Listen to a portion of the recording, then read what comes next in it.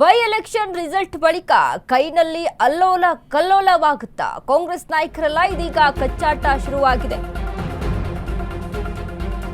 By election result ಬಳಿಕ ಕೈನಲ್ಲಿ ಅಲ್ಲೋಲ ಕಲ್ಲೋಲ ಕಾಂಗ್ರೆಸ್ ನಾಯಕರಲ್ಲೇ ಇದೀಗ ಕಚ್ಚಾಟ ಶುರುವಾಗಿದೆ. ಬೆಂಗಳೂರಿನಲ್ಲಿ ಬಿಜೆಪಿ ರಾಜ್ಯಾಧ್ಯಕ್ಷ ವಿಜಯೇಂದ್ರ ಹೇಳಿಕೆಯನ್ನ ಕೊಟ್ಟಿದ್ದಾರೆ. ಸಿಎಂ ರಾಜಕೀಯ ಕಾರ್ಯದರ್ಶಿಗೆ ರಿಸೈನ್ ಮಾಡಿ ಎಂದಿದ್ದಾರೆ. ಹೈಕಮಾಂಡ್ ನಜೀರ್ ಅಹ್ಮದ್ಗೆ ಈಗಾಗಲೇ ವಾರ್ನ್ ಮಾಡಿದೆ. ಕಾಂಗ್ರೆಸ್ನಲ್ಲಿ ಕೆಲವರು ಸಚಿವರಾಗಲು ಕನಸು ಕಾಣ್ತಿದ್ದಾರೆ.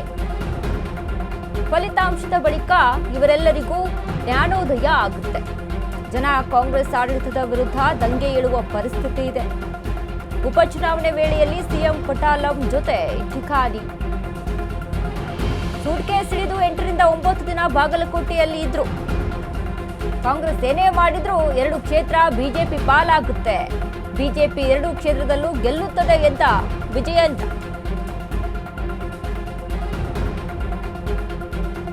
ಬೈ ಎಲೆಕ್ಷನ್ ರಿಸಲ್ಟ್ ಬಳಿಕ ಕಾಂಗ್ರೆಸ್ನಲ್ಲಿ ಅಲ್ಲೋಲ ಕಲ್ಲೋಲ ಆಗುತ್ತೆ ಅಂತ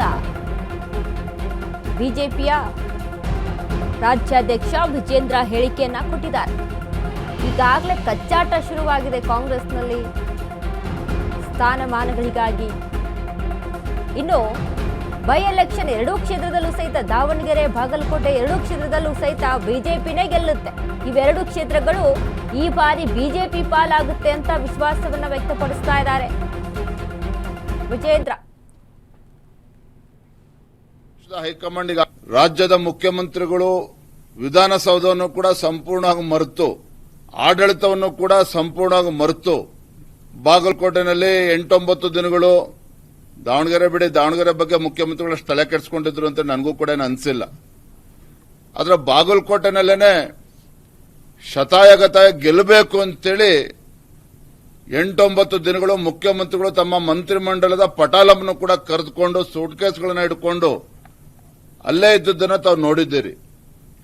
ಎಷ್ಟು ಹತಾಶರಾಗಿದ್ರು ಅಂತ ಹೇಳಿದ್ರೆ, ದಾವಣಗೆರೆಗೆ ಬರ್ತಾ ಇದ್ರು, ಅಲ್ಲಿ 2 ತಾಸು ಇರ್ತಾ ಇದ್ರು, ಮತ್ತೆ ಹೆಲಿಕಾಪ್ಟರ್ ತೆಗೆದುಕೊಂಡು ಮತ್ತೆ ಬಾಗಲಕೋಟೆಗೆ ಹೋಗ್ತಾ ಇದ್ರು.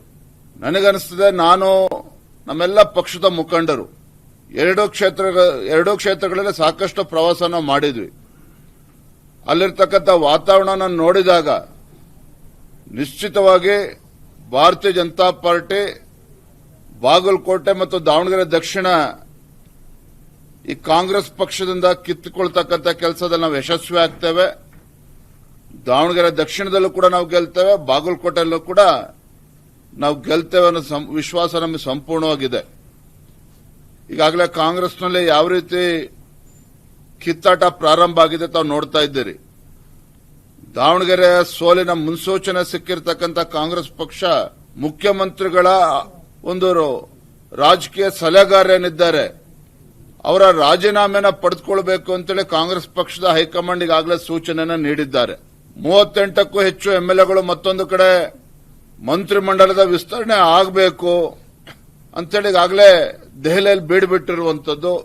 ಮತ್ತೊಂದು ಕಡೆ ಡಿಕೆ ಶಿವಕುಮಾರ್ ಬೆಂಬಲಿಗರು ಸಹ ದೆಹಲಿ ಯಾತ್ರೆ ಪ್ರಾರಂಭ ಮಾಡಕ್ಕೆ ಹೊರಟಿರುವಂತದ್ದು ನೋಡಿದ್ರೆ, ಕಾಂಗ್ರೆಸ್ ಪಕ್ಷ ಈ ಚುನಾವಣೆಯ ಫಲಿತಾಂಶದ ನಂತರ ಮೇ 4ನೇ ತಾರೀಕೇನೋ ಈ ಬೈ ಎಲೆಕ್ಷನ್ ರಿಸಲ್ಟ್ ಬರ್ತದೆ. ಈಗಾಗಲೇ ಜಗಳ ಪ್ರಾರಂಭ ಆಗಿದೆ. ಉಪಚುನಾವಣಾ ಫಲಿತಾಂಶ ಬರ್ತಿದ್ದಾಗೇನೆ ಆಡಳಿತ ಪಕ್ಷದಲ್ಲಿ, ಕಾಂಗ್ರೆಸ್ ಪಕ್ಷದಲ್ಲಿ ಅಲ್ಲೋಲ ಕಲ್ಲೋಲ ಆಗ್ತದೆ.